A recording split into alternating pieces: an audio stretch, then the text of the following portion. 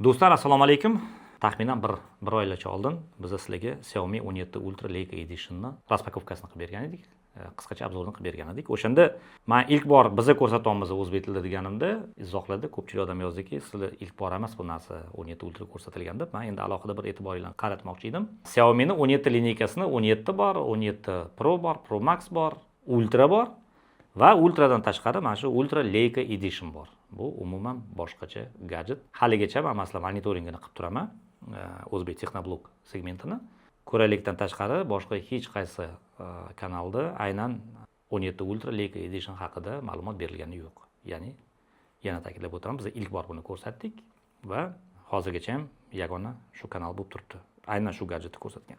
Yana ilk bor ko'rsatadigan aynan shu gadjetga taalluqli bir moslamamiz bor. Hozir sizlar bilan birga uni raspakovka qilamiz va rolik oxirigacha ko'rsanglar juda ham bir qiziq anons bo'ladi rolik oxirida. O'shanda upakovkadan telefon chiqdi, telefonni chexoli chiqdi. Chexoli mana shunaqa bir zaglushkali, ustida qopqonli Leica.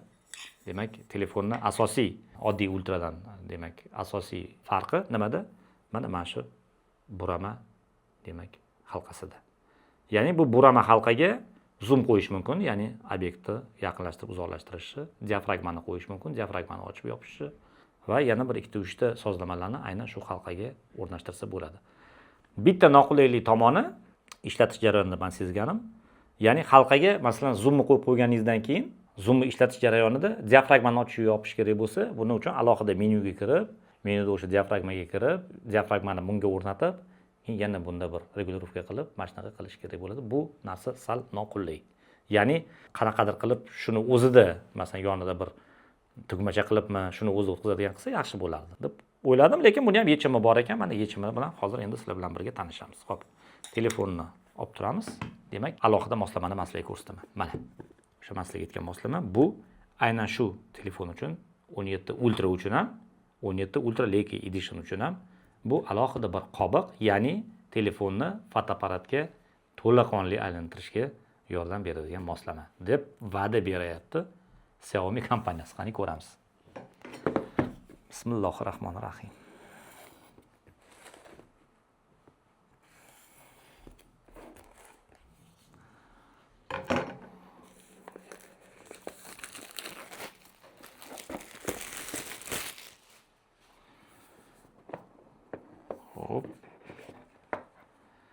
Xo'sh. Demak, ko'rib turganingizdek do'stlar, yana bitta aynan xuddi shunga o'xshagan, lekin tekstura nuqtai nazaridan sal boshqacharoq mana chexol. Va chexolga qo'shimcha yana mana bunaqa, mana alohida bilmayman buni endi rig deydimi, buni gauge deydimi, yo nima deydi. Mana shu alohida moslama, ya'ni telefonni mana USB Type-C porti ham bor. Demak, telefonga taqiladigan. Men o'ylab turdim, buni yechish kerak bo'larmikan deb turdim. Yo'q, yechish kerak emas ekan, shunda shuni ustidan taqilar ekan. Qani endi? Aha. Demak, men bu belbog'i xalaqit berar ekan bu narsaga. Xalaqit berar ekan do'stlar, buni yechamiz-da, buni qo'yamiz endi. Yana bitta narsaga ahamiyat berishingizni so'raydi. Mana qaranglar, bu yoqda Leica demak logotipi bo'lsa, bu yoqda Leica'ni logotipi bor, lekin boshqacha tusda berilgan, sal qoracharoq, shuning uchun uncha zo'r emas ko'rinishi. Xo'p. Demak, chexolni yechdik, endi bunisiga o'rnatamiz telefonni. Mana o'rnatdik, lekin do'stlar, demak, o'rnatgan jarayonda ko'rindi, bu chexolda ham birinchidan MagSafe bor ekan. Ya'ni o'rtasida o'sha halqasi chiqdi MagSafe. Ikkinchidan estetika nuqtai nazaridan o'zini komplektidan chiqqan chexol ancha qanaqadir nima desam ekan, men bunisi teriga o'xshar ekanda. Teri bo'lmasa ham plasmas bu narsa, lekin teriga o'xshatib qilingan, sayqallangan, sal qizuroq ancha bunisi. Qani ko'ramiz endi. Demak, mana bu yoqda ham halqasi turibdi, faqat nimagadir aylanmayapti hozir. Nimagaligini shuni tushuna olganim yo'q. Bu yoqda mana stoperi bor ekan. Stoperini pastga tushirgandan keyin aylanar ekan, demak, mana bu halqa ham. Stoperini bosib turish kerak ekan. Xo'p, endi kiydiramiz. Bu yoqdan bu uskunasini. Bismillahirrohmanirrohim. Mana kiydirganimizdan keyin demak connect bo'ldi. Mana shu moslamasi bilan. Halqa burilmasligiga men hayron qoldim nimaga?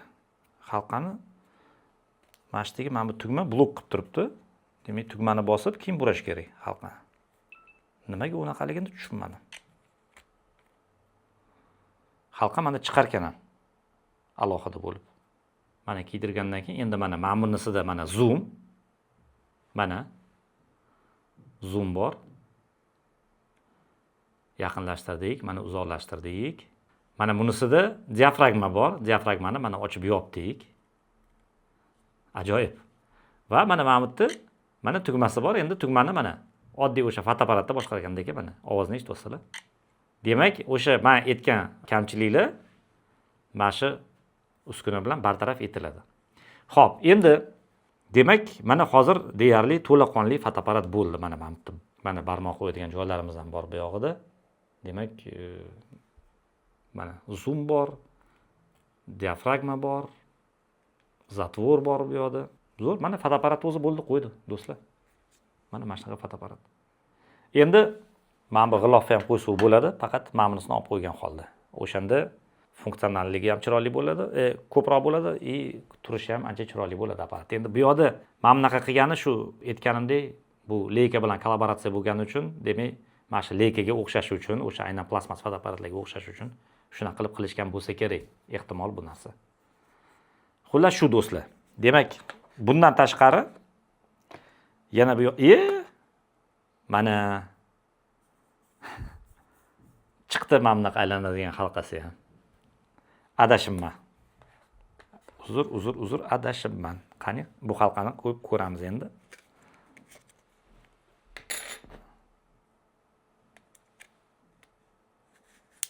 Ana bo'ldi. Endi bu halqaga demak, nimadir boshqa narsani qo'ysa bo'ladi. Ya'ni zoom bilan diafragmalari bu yoqda bo'lsa, bu halqaga bir boshqa narsani qo'yib qo'yish mumkin. Aynan mana shu halqaga. Mana ishladi bu halqa ham.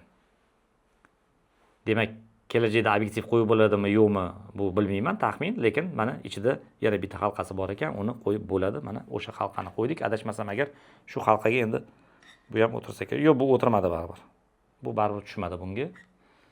Baribir bu o'zinikida qoldi. Demak, mana halqa bor, halqani ishlatsa bo'ladi. Mana foto kit. Endi Ultra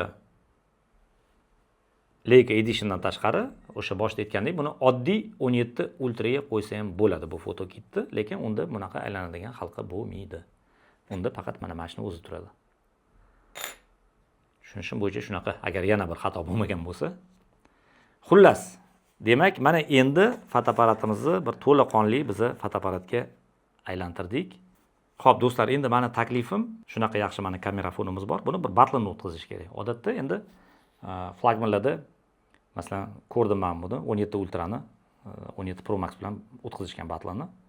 Buni sal og'irlashtiramiz-da bu jarayonni. Demak, mana Xiaomi 17 Ultra bo'ladi. Mana yoniga bitta iPhone 17 Pro Max qo'shamiz va yoniga bitta Vivo X300 Pro ni qo'shamiz. Endi bularni hammasini demak chiroyli qilib battle qilish uchun kanalda ko'rsatganmiz, mana bunaqa rigimiz bor. Buni mana shunaqa setup qildik, ya'ni telefonlarni o'rnatishga moslashtirib qo'ydik bu narsani. Mana shu uchala kamera bilan ko'chaga chiqib, rasmga olib, videolarga olib, sizlarga ko'rsatamiz bu uchala kamerani mahoratini. Bu uchalasi endi flagman hozirgi kunda 300 Vivo 300 endi ultrasi chiqib qolishi kerak yaqinda, aprel oylarida deb taxmin qilinmoqda. Mayli, o'shanda bir 300 Ultra bilan ham bir bellashib ko'ramiz. Hozircha esa shu 3 ta top telefon bo'ladi. Demak, Xiaomi 17 Ultra Leica Edition, iPhone 17 Pro Max va Vivo X300 Pro. Qani ko'ramiz, qaysi bir zo'r chiqadi bulardan. Xo'p, demak, endi portret rejimida rasmga olamiz. Oldin iPhone'ga, keyin Xiaomi 17 Ultra Leica Edition'ga, undan keyin Vivo X300 ga. Xo'p, endi sal yaqinlashtiramiz. Mana 4x qildik. iPhone 3x Xiaomi 17 Ultra Leica Edition va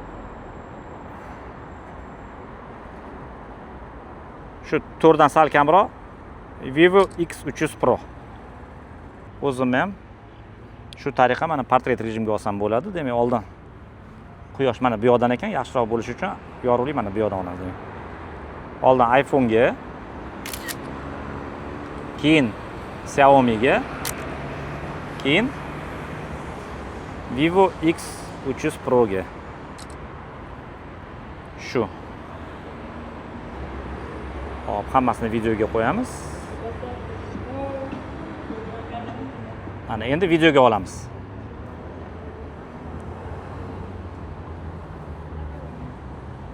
Mana endi videoga olish jarayoni.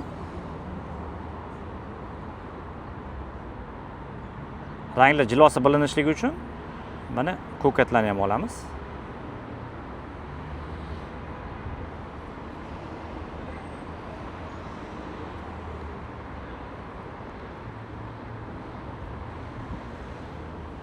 Mana yo'lni ham olamiz. Mana bu yoqqa poytaxtimiz mehmonlari ham kelgan ekan.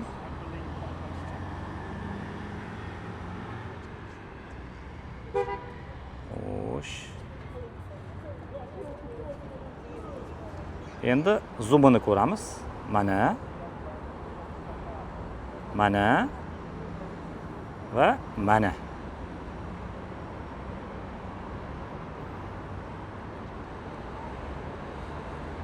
Ana Burger 25 juda yaqqol ko'rinib turibdi.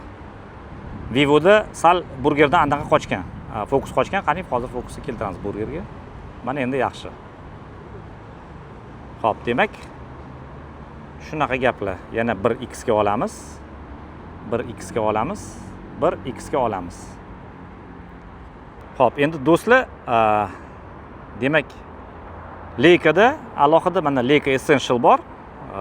M9 mana rejimi. Mana Leica Essential'da olamiz hozir M9 da. Qani ko'ramiz qanaqa bo'lar ekan.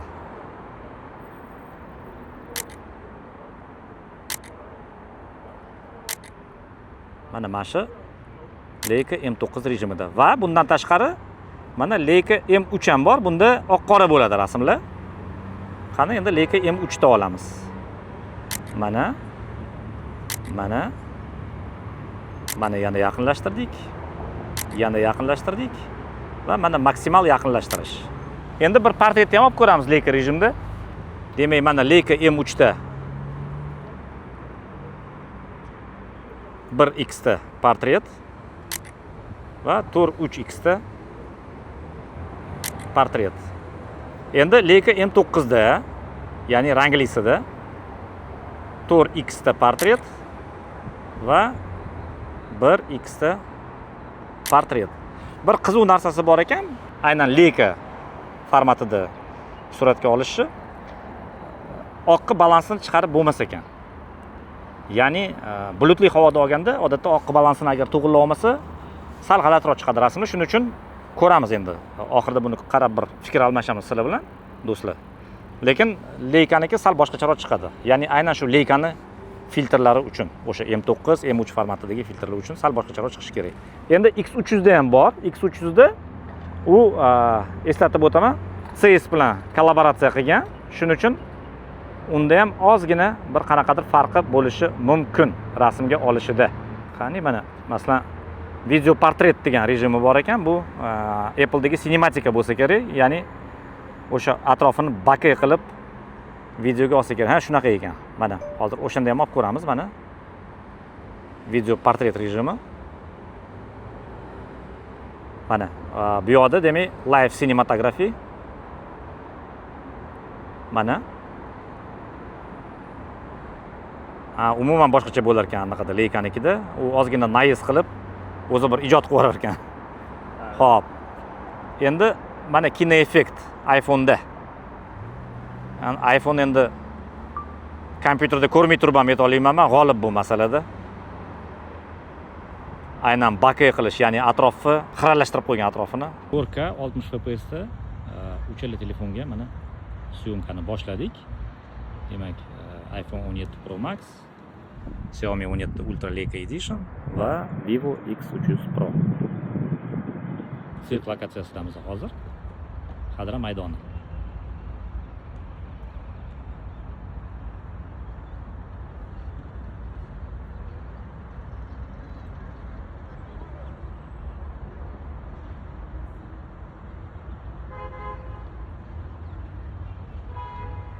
Xo'p, demak, endi najezd masalasini ko'ramiz. Demak, 1x edi, mana endi 2x,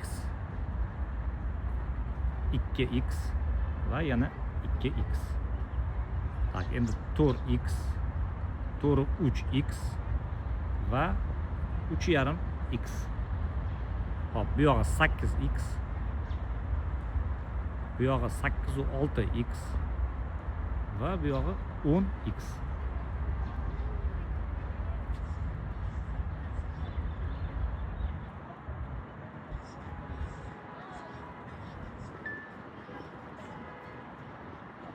Ana, xo'sh. Endi 10x yaqinroq ko'rsatishi bu tabiiy hol. Lekin umumiy vaziyat shunaqa. Endi kengaytirilgan obyektivga o'tamiz. Demak, 06 Vivoda, 06 Xiaomi'da va 05 iPhone'da. Mana kengaytirilgan rejimda panoramamiz mana shunaqa ahvolda. Mikrofonini ham o'zini ishlashini mana shu yerdan ko'rib, shu yerdan bilsanglar bo'ladi. Stabilizatorni qanaqa olishini bemalol bilsak bo'ladi. Uchala telefonni ham, iPhone'ni ham, Vivo'ni ham va Xiaomi'ni ham.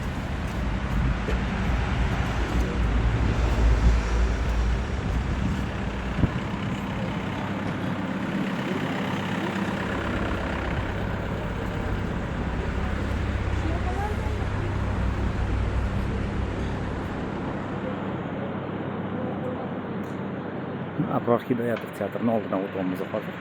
Eski shahar. Mana shunaqa chiroyli qilib qo'yilgan turistik ko'cha endi bu. Binolar ham mana shunaqa chiroyli qilingan. Eskichaga o'xshab.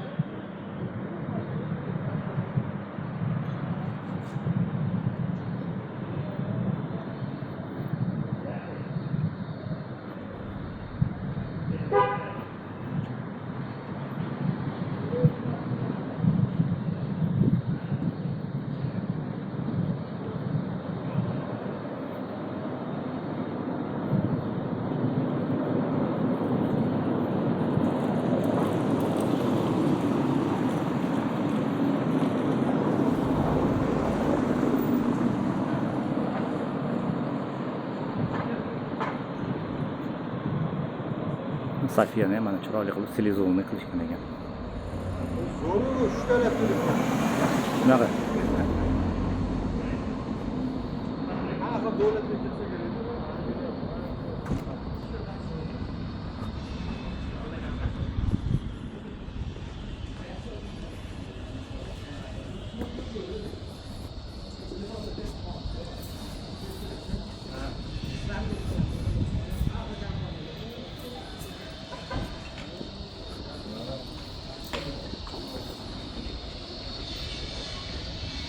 Mana bunaqa lokatsiyalar ham qilingan ekan. Rasmdagi tushishga.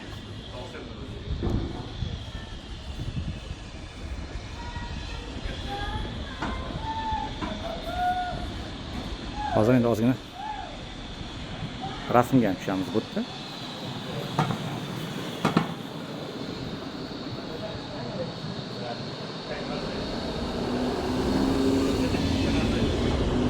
Bitta chiroyli joy bor.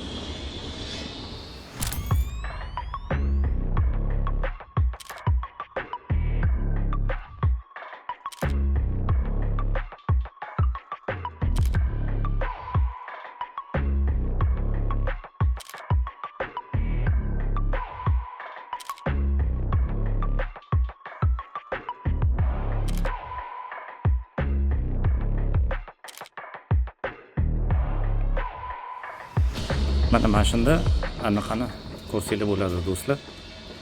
Stabilizatsiyasini ishlashini. Ya'ni mana iPhone'niki qanaqa, Xiaomi'niki qanaqa va Vivo'niki qanaqa. Yaqqol ko'rinib turadi. Chunki yurgan joyimda olma ham tosh ko'cha, ya'ni tekis emas. Tekis bo'lmagandan keyin qanaqadir silkinish bo'ladi. Endi Xiaomi 17 Ultra da yaxshiroq bo'lishi kerak, sababi markazda joylashgan u. Ya'ni unga kamroq bo'ladi mana shu silkinishlari. Ikkita chetdagi telefonga, ya'ni chap tomondagi o'sha Vivoga va o'ng tomondagi iPhone'ga ko'proq silkinish bo'ladi. Shuning uchun qani ko'ramiz qanaqa bo'ladi oxirida.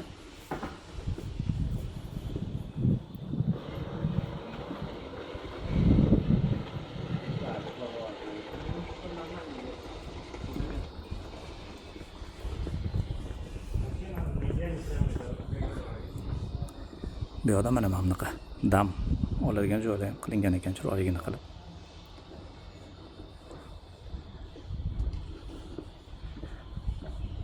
Chiroyli mahalliy ekan haqiqatdan. Ham eski shahar, ham mana zamonaviy mashinalar juda ajoyib. Demak, yozayotgan parametrlarimiz videoni hammasi 4K 60 FPS.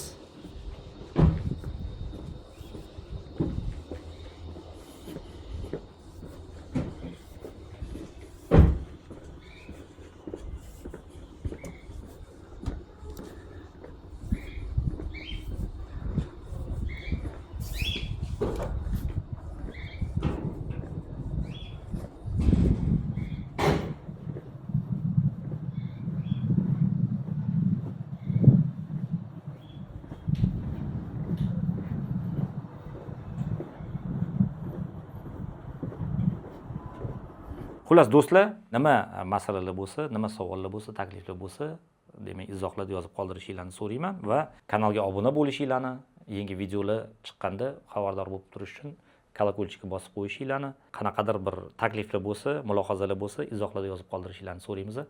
Rahmat, yana ko'rishguncha.